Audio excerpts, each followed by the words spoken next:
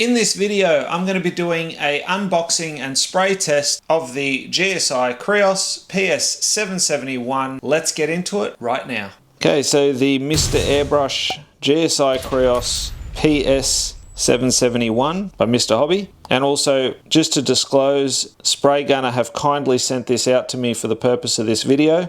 I'm sure you've seen me use the previous model, which is this one here, the PS770, and I do love using this.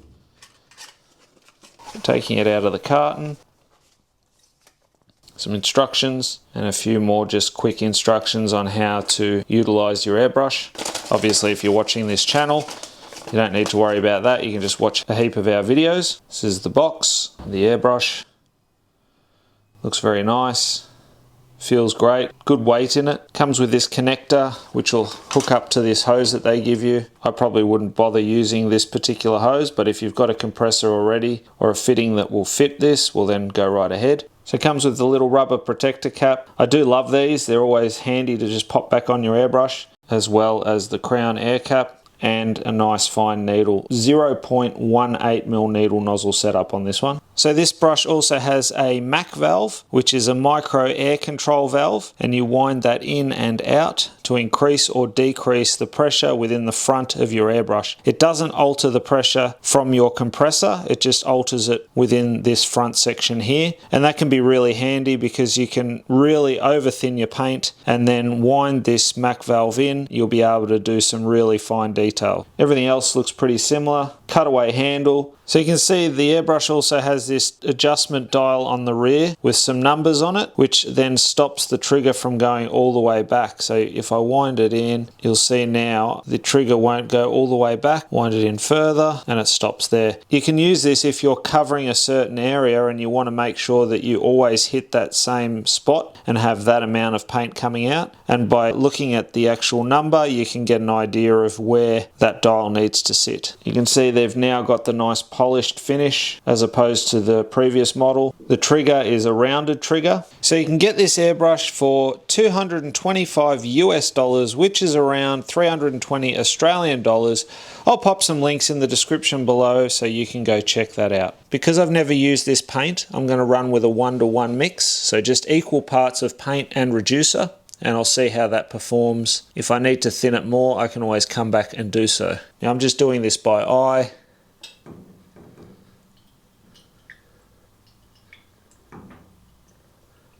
The lid on and then give that a good shake. So now I want to go ahead and do a spray test. I'm going to screw on the male section of the quick connect and then connect it up, and now we're ready to go. First thing I'm going to do is remove the air cap. I just like painting without it. It allows for easier tip dry cleanup, and you can also see exactly where you're going, and I find it allows for a finer detail as well because you can get right up close to your work. Just be careful, don't drop your brush. Add in some paint. Start off with some broader spray. Keep in mind this is a transparent black, so coverage isn't going to be as heavy as a regular opaque black.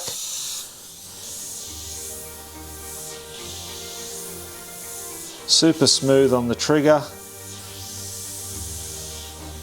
The paint flows really nicely as well.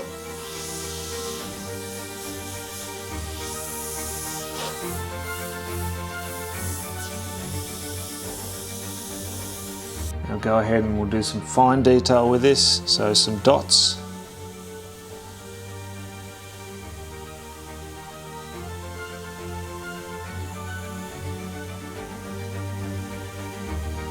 You can see I can go really fine with this brush.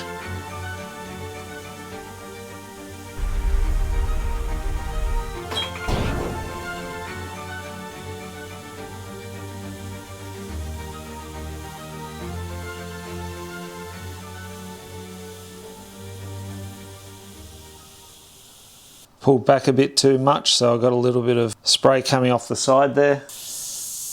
But you can see with the MAC valve now, so that's regular, and then if I wind it in,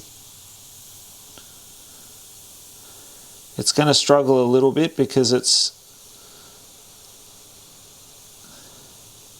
not as thin as I'd like. So for this sort of real detailed work, I would run at about a 30% paint, 70% reducer mix. but it's definitely going nice and fine, no issue there.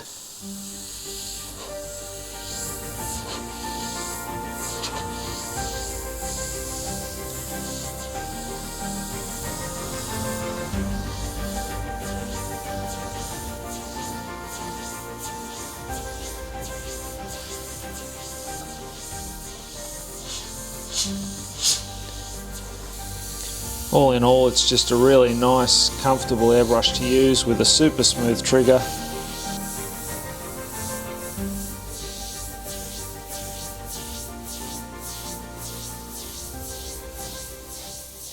I look forward to using this brush within many more projects. So to continue your learning, be sure to check out some of the other videos and playlists that I've got listed here. And until next time, go grab your airbrush, do some amazing artwork yourself, and I'll see you again very, very soon in the next video.